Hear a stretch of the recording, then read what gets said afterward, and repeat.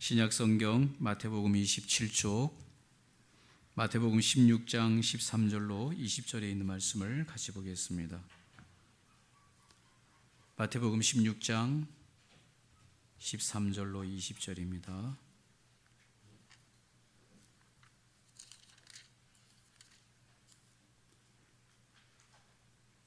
(13절로) (20절까지) 함께 읽겠습니다.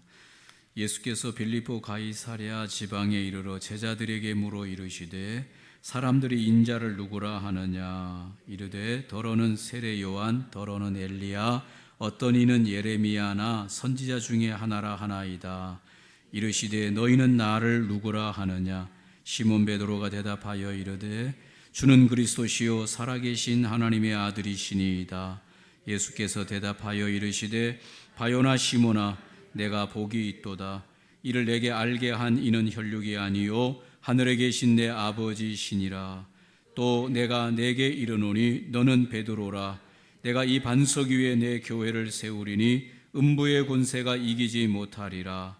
내가 천국 열쇠를 내게 주리니 내가 땅에서 무엇이든지 매면 하늘에서도 매일 것이요 내가 땅에서 무엇이든지 풀면 하늘에서도 풀리리라 하시고, 이에 제자들에게 경고하사 자기가 그리스도인 것을 아무에게도 이르지 말라 하시니라.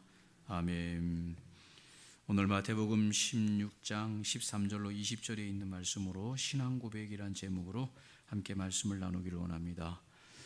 예수님께서 이 가이사랴 빌립보 지방의 제자들과 함께 가셨는데, 가이사랴 빌립보 지방으로 가시기 전에는 마가다 지방으로 가셨다고 지난주에 말씀을 함께 나눴습니다.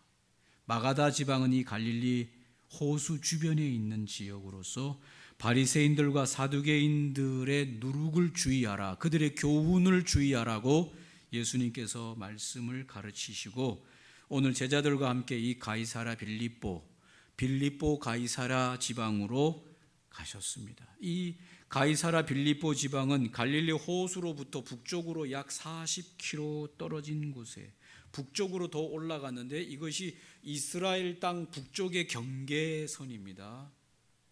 이스라엘에서 가장 북단에 있는, 우리로 말하면 고성에서 거의 거진이나 대진 위에 거진, 이 정도 되는 가장 북단 지역에 예수님께서 가신 것입니다. 이곳은 가장 북단에 있는 단에서 동쪽으로 약 4km 떨어진 지역인데 물이 아주 풍부한 지역입니다. 이스라엘은 원래 물이 없는 땅이잖아요. 그런데 여기는 물이 풍부해요. 왜 물이 풍부합니까?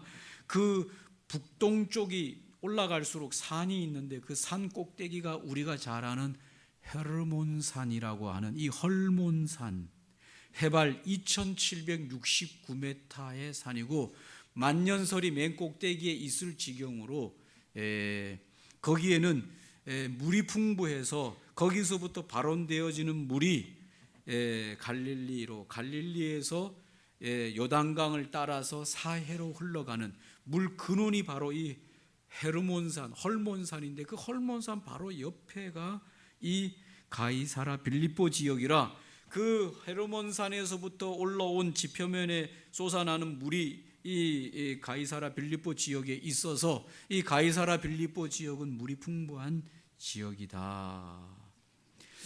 왜 이 가이사랴 빌립보 지역이라고 하는 이름이 붙여졌는가 하면 헬라어로는 카이사레아 필리페이아라고 하는 뜻으로 빌립의 가이사라라는 지명의 이름이 있어요. 빌립의 가이사랴, 빌립이 만든 가이사랴 성읍이다, 이런 뜻입니다. 이 성읍은 로마의 황제였던 가이사 아구스도가 유대 땅을 다스리는 분봉왕이었던 헤롯 황제에게 이 도시를 선사했습니다. 그래서 헤롯이 이곳에 가이사를 위한, 헤롯 황제를 위한 성전, 신전을 건축했습니다. 그의 아들인 헤롯 필립 2세가 이 가이사라 황제를 위해서 대리석 신전을 다시 세우고 성읍을 빌립 빌립보 가이사라라고 이름을 불러서 이곳이 바로 가이사라 빌립보, 빌립보 가이사라라고 하는 이름을 가지게 됐는데, 이곳에서는 판신이라고 하는 신을 섬겼어요. 판신은 쾌락을 추구하는 신으로서 이 가이사라 빌립보 도시에서는 판신을 섬기는 그런 지역이었다. 가이사라 빌립보 황제, 로마 황제의 신전이 있던 곳이다. 근데 그곳에 예수님이 제자들을 데리고 가셔서 그 지역에 황제에게 바쳐진 도시, 또 황제에게 선사받은 도시, 그곳에 황제의 신전이 있는 그 도시에서 예수님께서 제자들과 함께 가셔서 묻습니다. 질문을 의도적으로 하셔요. 두 번 질문하시는데 첫 번째 질문은 사람들이 나를 누구라고 하더냐, 그렇게 물어봅니다. 그러니까 제자들이 말하기를 사람들이 스승인 예수님을 향하여 세례 요한이다, 엘리야다, 예레미야다, 선지자 중 하나다라고 말하더이다.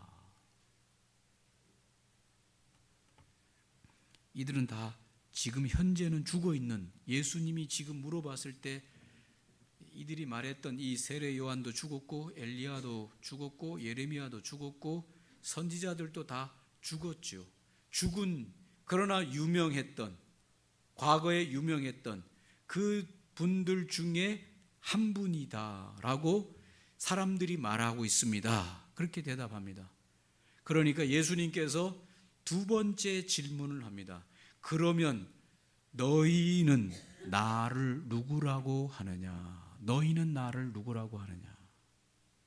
그러니까 제자들의 대표였던 시몬 베드로가 대답하되 주는 그리스도시요 살아계신 하나님의 아들이십니다 라고 고백하게 되는 것이죠. 주는 그리스도시요 살아계신 하나님의 아들입니다. 사람들이 말했던 세례 요한, 엘리야, 예레미야, 선지자 중에 하나다라고 말하는 것은 예수님이 좋은 분 중에 하나라는 거예요? 아니라는 거예요? 좋은 분 중에 하나래요. 영적으로도 뛰어난 분 중에 하나다. 세례 요한도 영적으로 뛰어났었고 엘리야도 예레미야도 구약에 뛰어난 영성을 가진 선지자였는데 그 중에 하나다. 좋은 분이십니다. 존경스러운 분입니다. 그런 마음을 가지고 그렇게 섬기는 분으로 생각했어요. 그들의 마음에는 예수님에 대한 존경심은 있었습니다마는 올바른 예수님에 대한 바른 지식이 없는 상태에 있습니다. 그러나 오늘 제자들이 대답했던 주는 그리스도시요 살아계신 하나님의 아들이십니다 라고 말하는 것은 오늘 제자들이 예수님을 두고 하는 말은 예수님이 누구이신지에 대한 정확한 정체성, 예수님 당신은 누구입니다 라고 하는 정확한 정체성에서 나온 그들의 고백이 오늘 여기에 있습니다. 감정적으로 좋은 분으로 여기는 상태, 그런 거와 상관없이 정확한 분으로 고백하고 있습니다.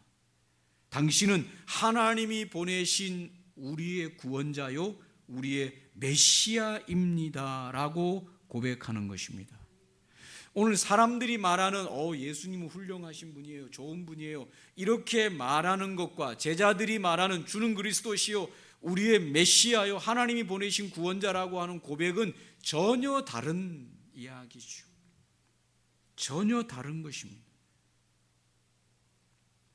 오늘 제자들이 예수님을 구원자로 메시아로 고백하는 이 고백은 선택의 기로에 서게 만들어요. 선택의 기로. 사람들이 말했던 훌륭한 분입니다, 좋은 분입니다, 영성이 대단하고 존경스러운 분입니다 라고 말하는 것은 선택의 기로가 없어요. 그냥 지나가면 그만이에요. 그러나 오늘 제자들이 말할 때 당신은 메시아요 하나님이 보낸 구원자입니다라고 말할 때는 선택의 기로에 서게 만들어요. 무슨 선택의 기로에 서게 만듭니까? 이 하나님이 보내신 구원자인 이 예수님 앞에 내가 무릎을 꿇고 나를 구원해 주소서, 내가 당신을 통해서 구원받기를 원하고 당신은 나의 구원자이십니다, 우리의 구원자이십니다, 당신을 믿습니다 라고 무릎을 꿇던가, 아니면 그 하나님이 보내신 구원자를 무시하고 지나가던가, 둘 중에 하나예요. 사람들이 말했던 예레미야니 뭐 이런 것은 그냥 선지자 중에 하나니까 좋은 분이에요, 좋은 분이니까 지나가면 그만이에요. 아무도 뭐라 하지 않아요. 그러나 예수님이 구원자요 메시아라고 말을 할 때에는 두 부분으로 선택해야 돼요. 하나는 그분 앞에 엎드려서 그분을 구원자로 믿고 받아들이고 구원을 받고 그분을 따르는 제자의 길을 가든가, 아니면 무시하고 내 길을 가든가 내 인생의 삶을 살든가, 둘 중에 하나를 선택해야 된다, 그 말입니다. 여러분에게 물어보겠어요. 여러분은 오늘 예수님을 누구라고 하십니까? 세례요한, 엘리야, 예레미야, 존경받을 만한 공자 맹자 부처처럼, 공자 맹자 부처님처럼 존경스러운 분 중에 한 분으로 생각합니까? 아니면 내 인생의 죄를, 영원한 저주와 심판으로부터 나를 구원할 하나님이 보내주신 유일한 구원자로 고백하십니까? 이 고백에서는 선택의 기로가 서야 된다니까요. 둘 중에 하나 해야 돼요. 내가 그분 앞에 엎드려서 나를 구원해 주시옵소서, 내가 당신을 믿나이다라고 그분 앞에 엎드리든가, 아니면 그냥 그분을 무시하고 지나가든가, 둘 중에 하나여야만 되는 것입니다. 기독교가 언젠가부터 이런 약간 술에 물 탄 듯, 물에 술 탄 듯 이렇게 희미한 신앙의 고백으로 왔냐면, 콘스탄틴 대제가, 로마 황제였던 콘스탄틴 대제가 313년에 이 로마가 기독교를 국교로 받아들이는 것을 선포하면서, 콘스탄틴 대제의 어머니가 예수님을 믿고 그도 이제 예수를 믿고 난 이후에 황제가 예수를 믿으니까 그 나라 전체를, 기독교를 우리 로마의 국교로 받아들인다라고 선언한 때부터 교회 안에 이 고백이 술에 물 탄 듯 물에 술 탄 듯 희미해졌어요. 아시겠어요? 로마가 기독교를 박해했던 시대, 이게 기독교의 10대 박해인데, 로마 황제가 10명이 바뀌는 과정 속에서 약 한 300년 기간 동안 로마는 기독교를 죽으라고 박해를 했습니다. 그냥 예수 믿는다고 하는 그 무리들은 그냥 샅샅이 뒤져가지고 그들을 그냥 죽이고 박해를 하고, 원형 경기장에 예수 믿는 사람들을 끌어다가 그냥 사자 호랑이를 풀어가지고 그들을 뜯어먹게 만들고, 그들이 그걸 보면서 열광하면서, 기독교인들이 얼마나 이 고백 때문에 핍박을 당했습니까? 왜 그런가 하면, 로마에서 황제는 신이고 로마에서 황제는 모든 것에 가장 으뜸이 되어야 되는데, 기독교인들만큼은 그들의 왕은 메시아다, 구원자다고 말하고 하나님이다고 말하고, 로마의 황제는 아니다라고 말하니까 로마에서 그런 자들을 붙들어다가 박해하고, 지나가는 사람들을 줄을 딱 세워가지고 부세요. 차 세워가지고 불어요. 삐 소리 나면 내리시오, 당신 술 먹었네? 이렇게 검열하는, 자동차 알코올 검사하는 게 아니라, 지나가던데 갑자기 로마 군인들이 쫙 가가지고 바리게이트를 치고 한 사람씩 해가지고 지나가게 하고, 너의 황제는 누구냐? 가이사. 지나가. 너의 황제 누구냐? 가이사. 너의 황제 누구냐? 가이사. 너의 왕이 누구냐고 물을 때 대답 안 하는 사람 붙잡아내요. 왜 대답을 안 하겠어요? 마음속에 예수가 우리의 황제다라고, 예수가 우리의 왕이다라고 믿는 예수쟁이들을 분류시켜가지고, 너의 인생의 이 세상의 왕이 가이사라라고 하면 보내주고 아니라고 하면 너는 죽는다. 그래서 죽어가는 것입니다. 그래서 기독교인들이 박해가 심할 때에는 기독교인들이 낮에 돌아다니진 않았어요. 밤에만 돌아다녔어요.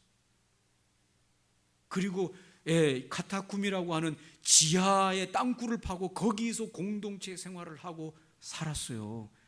그때에는 기독교가 이 고백이, 이 신앙의 고백이, 신앙을 예수가 나의 메시아라고 고백하는 순간 자기 인생의 목숨하고 바꿔야 되기 때문에 그 신앙의 고백이라고 하는 것은 쉽게 신앙 고백할 수도 없고, 신앙 고백을 한다는 것은 곧 내 생명이 이제 이 로마의 박해에서 언제 죽을지도 모른다고 하는 것을 담보했어요. 그래서 이 카타콤에 있는 교회 공동체로 어떤 사람을 데려가려고 그러면 그 사람을 바깥에서 수도 없이 만나면서 예수에 대한 것을 몰래 전해주고, 그리고 그 사람의 고백을 받아냈어요. 정말 당신이 예수가 진짜 당신의 구원자여 메시아가 맞냐? 이 고백 때문에 당신이 죽어도 가능할 수 있겠냐? 죽을 수 있겠냐? 그것이 완전히 점검이 되고 나서야 교회로 데리고 왔어. 그 사람을 교회로 데리고 와서 한 공동체가 되게 했어요. 이게 로마가, 콘스탄틴 황제가 로마를 국교로 하기 전의 상태예요. 그러다 보니까 교회의 이 신앙 고백이라고 하는 것은 진짜 대단했어요. 그것 때문에 죽는 순간에도 절대로 그 고백을 무너뜨리지 않았어요. 그리고 교회 다른 성도들을 고발하지 않았어요. 어디에 그 모임이 있는지를 자기가 죽어가고 수많은 그 고통 속에서도 다른 성도들을 고발하지 않았어요. 자기는 죽어서 천당 가는 것이죠. 이게 초대교회의 신앙 고백이었어요. 그런데 콘스탄틴 대제가, 황제가 예수를 믿고 난 이후에 로마를 정식 국교로 선포하고 나니까 황제가 교회를 세우고 그 교회에 가니까 그 정치하는 대신들은 교회에 오겠어요? 안 오겠어요? 교회는 누가 다니는 곳이, 황제가 교회를 다니니 출세를 하기 위해서는 교회 가야 돼요? 교회 안 가야 돼요? 교회 가야 되지. 그러니까 막 장관들, 국회의원 되는 사람들, 이런 사람들은 막 황제가 나가는 교회로 막 오는 거야. 신앙 고백은 그 이후에나 가능한 거예요. 박해가 없어졌으니까, 핍박이 없어졌으니까 일단 교회에 가가지고 예배 드리고 뭐 하면서 참여하고 이러는데, 당신이 신앙이 정말 예수에 대한 고백이 있습니까 없습니까는 그 이후에 점검했다니까요. 그러나 초대교회는 어떻게 합니까? 교회 오기 전에 바깥에서 충분히 이 고백이 확실하게 된 사람들만 교회 안으로 데려와서 공동체를 형성했으니까 교회의 신앙 고백의 강도가 콘스탄틴이 이 기독교를 국교화하기 전과 후는 완전히 다른 거죠.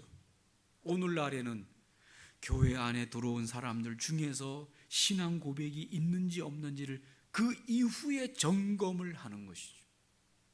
사랑하는 성도 여러분, 여러분에게 물어보겠습니다. 오늘 예수님이 저와 여러분에게 묻습니다. 너희는 나를 누구라고 고백하느냐? 주는 그리스도시요 살아계신 하나님의 아들입니다. 당신만이 하나님이 보내주신 나의 유일한 구원자이시고 당신만이 나를 죄에서부터 구원하실 유일한 구원자입니다 라고 고백합니까? 이 고백이 얼마나 중요한지요. 이 고백이 있어야 돼. 이 고백이, 나의 고백이, 신앙의 고백이.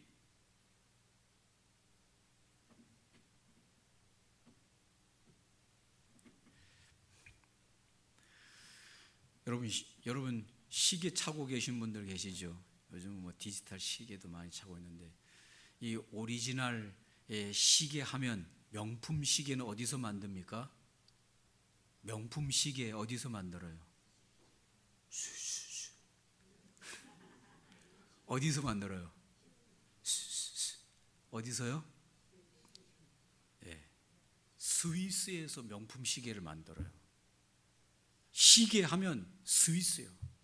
근데 여러분, 시계만 스위스가 아니라 우리가 어마어마하게 비싸게 병원에서 찍는 이 엑스레이, MRI 이거 다 어디서 만들까요? 스위스에서 만들어요.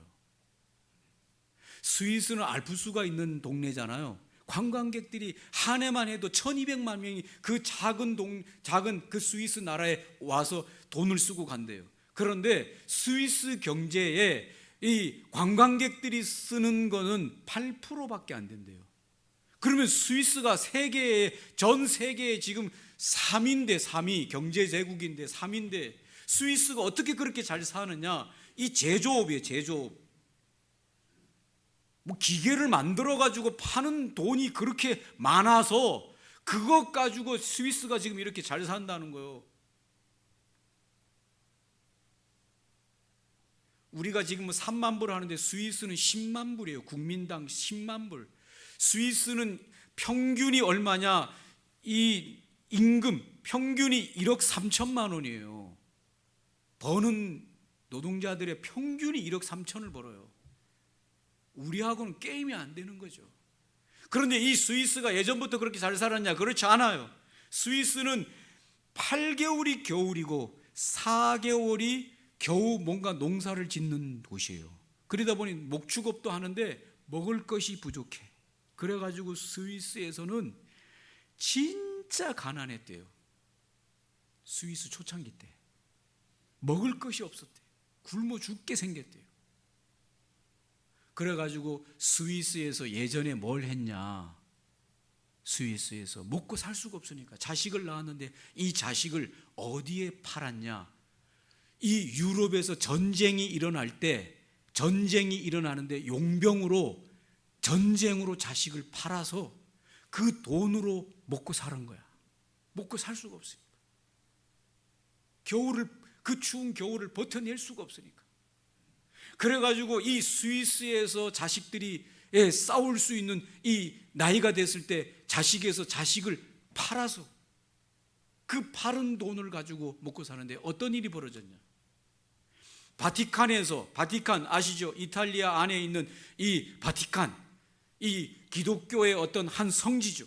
그 바티칸을 보호하기 위해서 군사들을 사가지고 전쟁을 치르는데 바티칸에서 군사들을 샀는데 어디서 샀냐? 스위스에서 이 군사 용병을 사가지고 바티칸을 지키게 했는데 바티칸을 쳐들어온 외부 세력이 너무 많은 거야. 그러다 보니 다른 나라에서도 온 용병들이 있는데 그 소식을 듣고 그냥 많이 달려드니까 다 도망을 가버렸네. 그런데 누구만 그 자리를 지켰냐? 스위스의 용병들만, 그 젊은 자식들만 그 자리를 지킨 거예요. 왜 지켰냐? 우리가 여기서 도망을 가면 우리를 누가 사줄 것이냐? 스위스 용병들 조금만 위험하면 다 도망가더라. 그러면 누가 우리를 사줄 것이며, 우리를 사주지 않으면 저기 추운 곳에 남아있는 우리 부모들과 자식들을 누가 먹여 살릴 수 있겠냐? 그리고는 그 자리를 끝까지 지키면서 그 바티칸에서 다 한 명도 도망가지 않고 죽을 때까지 그 바티칸을 지키다가 다 전사합니다. 그때부터 소문이 나기를 스위스 용병은 확실하다. 그들이 목숨을 지켜서라도 저들은 돈을 받고 핏값을 주고 돈을 받고 이 온 군사들을 쓰면 절대로 떠나지 않는다. 이게 유럽 간의 입소문으로 돌은 거예요. 심지어 어느 정도였냐? 두 지역에서 싸우는데 이쪽에서도 스위스 용병을 고용하고 저쪽에서도 스위스 용병을 고용했는데 그 스위스 용병들을 제일 앞에다가 세운 거예요. 그리고 싸우는데 여러분, 한 동네에 친구로 지내는 게 상대방이 돈으로 팔려와서 앞에 최전선을 했는데 어떻게 했냐? 그들은 서로를 피하지 않고 다 전사해서 죽었어요.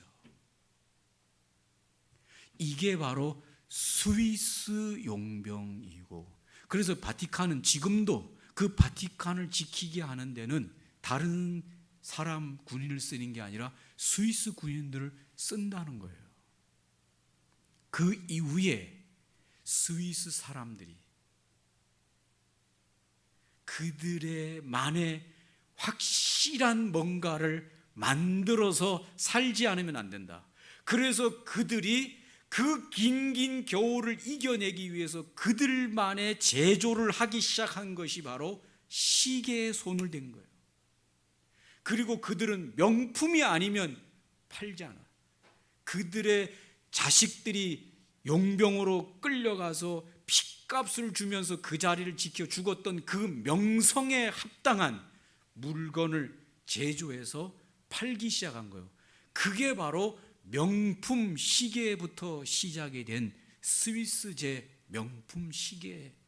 스위스제가 확실하다 그러면 믿고 살 수가 있는 거지. 확실하니까.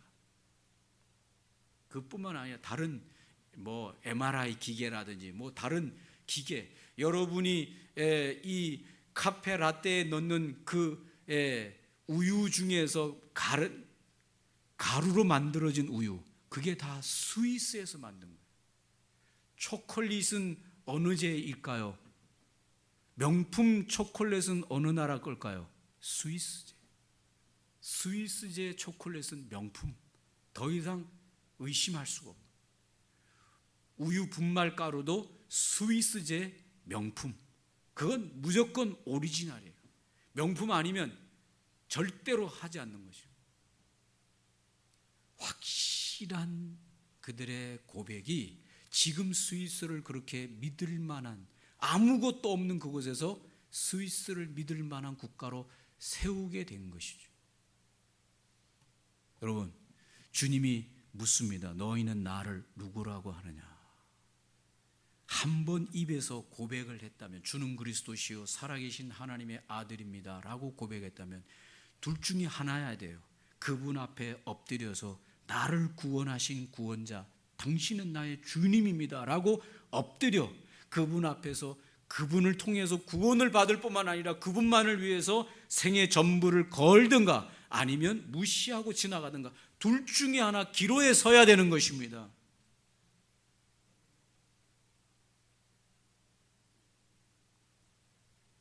주님께서 바요나 시모나 이렇게 말합니다. 17절에 바요나 시모나 네가 복이 있도다.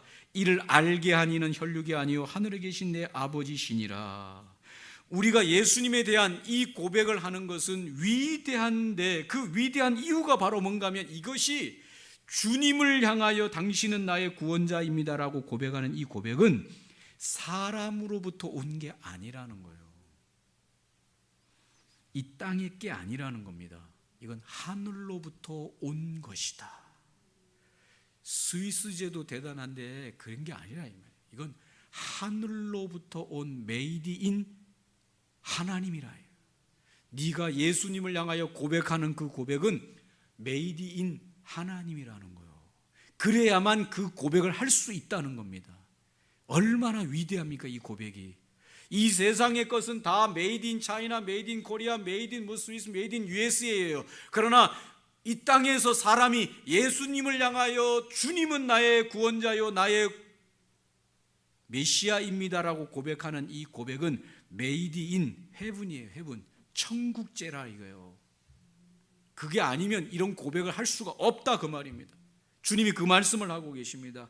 그러면서 예수님이 말씀하시기를 너의 이 고백 위에 내 교회가 세워질 것이다. 하나님 나라의 교회는 이 천국제 위에 세워지는 겁니다. 이 고백을 위에 세워지는 겁니다. 교회가 대단한 이유는 예배당 건물 때문에 그런 것이 아니라, 여기 예배당에 모인 사람의 숫자 때문에 대단해지는 게 아니라, 뭐 때문에 그럽니까? 이곳에 있는 저와 여러분이 주님을 향하여 하는 그 신앙의 고백 때문에 위대한 거예요. 고백이 없는 이 모임은 다 헛것입니다. 그러나 고백이 있는 그 모임은 하나님으로부터 세워진 교회요, 그 교회는 하나님이 세우신 교회이기 때문에 어떻게 말씀합니까? 이렇게 말씀합니다. 이 고백을 하게 되어지면 음부의 권세가 이기지 못할 것이다. 무너뜨릴 수가 없다. 이 교회를 무너뜨릴 수 없다. 그 로마의 10대 박해보다 더 심한 박해는 없었습니다. 그 심한 박해 속에서도 교회가 무너지지 않아요. 오히려 이 교회가 자생하면서 로마를 정복하게 되어지는 데까지 이르게 되어집니다. 이 신앙의 고백 위에 내 교회가 세워지고 이 교회는 절대로 무너지지 않는다. 음부의 권세가 이기지 못하고 이 교회 위에 내가 천국의 열쇠를 줄 것이다. 천국의 열쇠 그러니까 여러분 또 천국에 무슨 금고를 여는 열쇠를 받는다 이런 생각을 하시는 분이 있어서 어떤 분들도 그런 얘기 하는데 참 집에 금고 열쇠나 여시든가 그거 아니에요. 여기서 말하는 천국 열쇠는 하나님과 교통하고 소통하는 관계를 맺어준다는 것입니다. 맞습니까? 여러분이 아무리 바빠도 여러분의 자식이 전화 오면 전화 받아야 안 받아요? 왜 전화를 받을까요?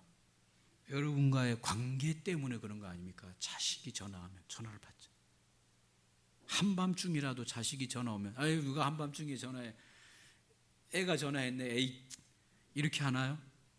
아니잖아요. 받아야 되잖아요. 왜 그럴까요? 관계.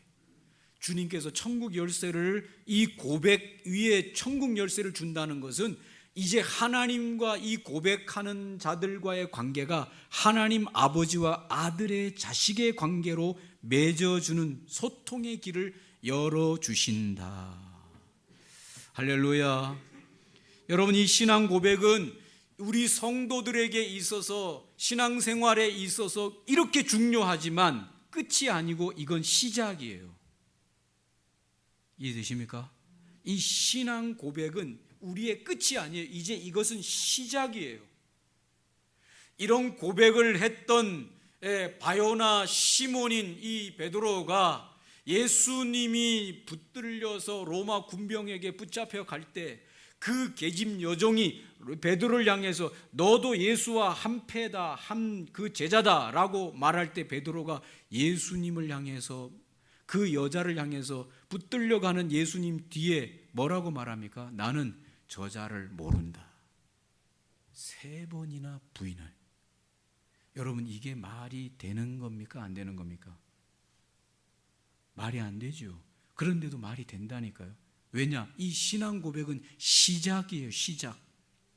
이 신앙 고백은 우리의 신앙의 시작이에요. 입문이에요. 문을 여는 첫 단계예요. 이제 천국 문을 여는 첫 단계가 신앙의 고백부터 시작돼요. 그러나 이 신앙의 고백이 더 깊은 고백으로 내 삶을 완전한 것으로 이끌어가기 위해서는 깊은 익어감이 필요해요. 신앙 고백이 익어가는 과정이 필요해요.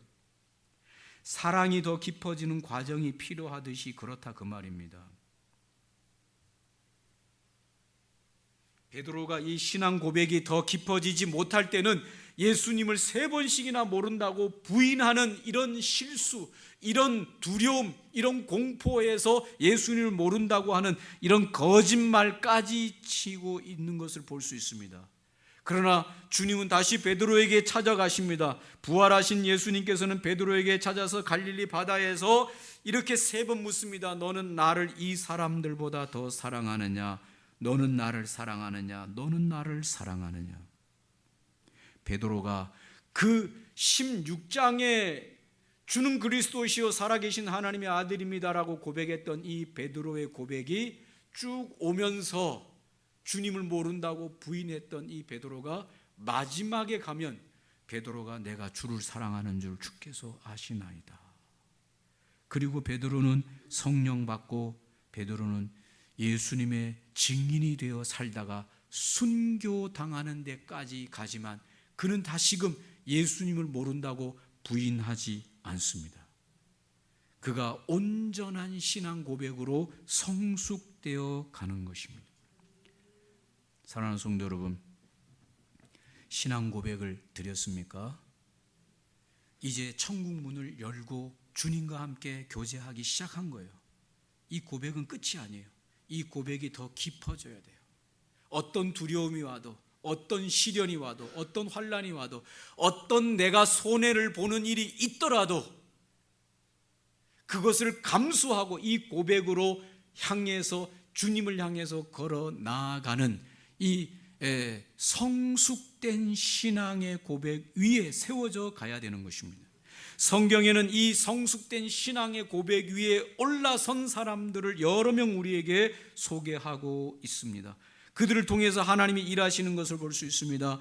그 대표적인 사람이 요셉입니다. 요셉이 보디발의 아내의 유혹을 받을 때 그가 이렇게 말합니다. 이 집에는 나보다 큰 이가 없으며 주인이 아무것도 내게 금하지 아니하였어도 금한 것은 당신뿐이니 당신은 자기 아내임이라. 그런즉 내가 어찌 이 큰 악을 행하여 하나님께 득죄하겠는가.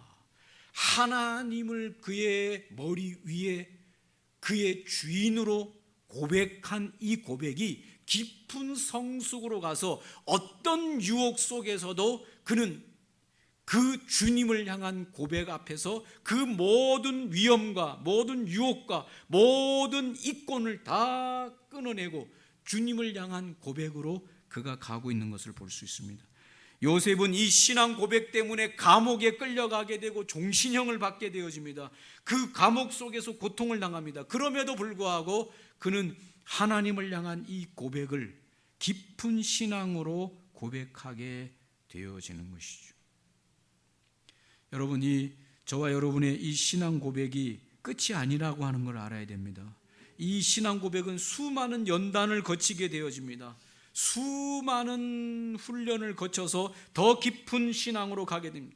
요즘 교인들, 요즘 성도님들 이 고백이 되긴 했지만, 고백을 하긴 하지만 더 깊은 신앙의 연단이 필요한 과정 속에 있는 건 분명한 것입니다.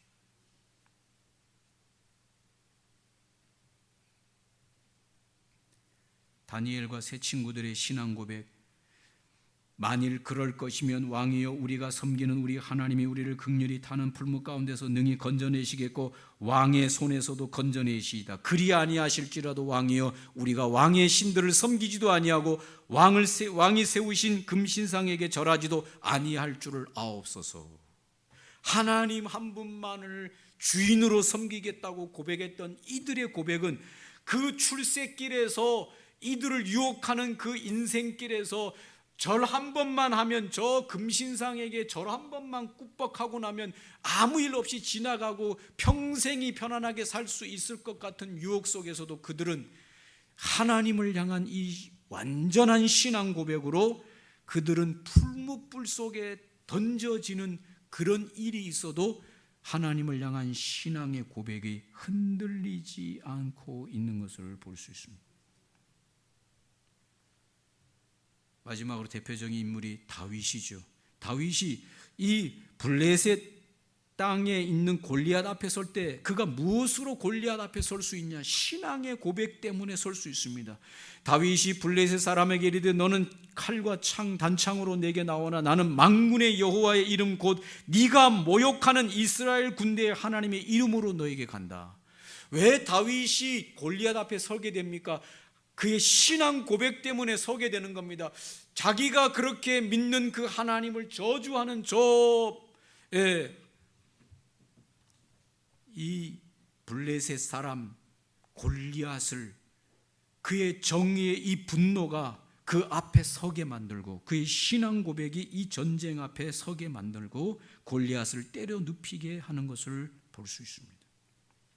다윗이 마지막으로 그가 이렇게 고백합니다. 시편 18편 1절로 2절에 나의 힘이 되신 여호와여 내가 주를 사랑하나이다. 여호와는 나의 반석이시요 나의 요새시요 나를 건지시는 자시요 나의 하나님이시요 나의 피할 바이시요 나의 방피시요 나의 구원의 뿌리시요 나의 산성이시로다. 이 고백 위에 그의 인생을 거는 것이요. 사랑하는 성도 여러분, 신앙 고백은 우리 모두가 다 할 수 있지만 그 신앙 고백의 깊이는 다를 수 있습니다. 시간이 가면 갈수록 우리가 이 신앙 고백을 더 깊이 성숙된 신앙 고백으로 오늘 성경의 인물들처럼 그 신앙 고백 위에서 목숨까지도 어떤 것도 거기 앞에 내어놓을 수 있는 성숙함으로 나아가는 저와 여러분들 되시기를 주님의 이름으로 축원합니다.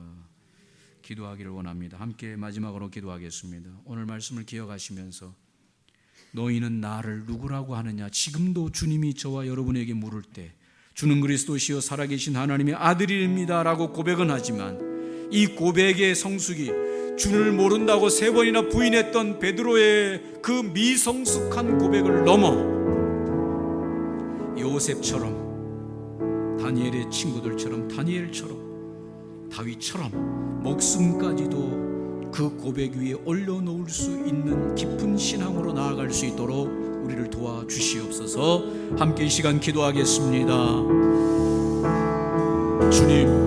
주님은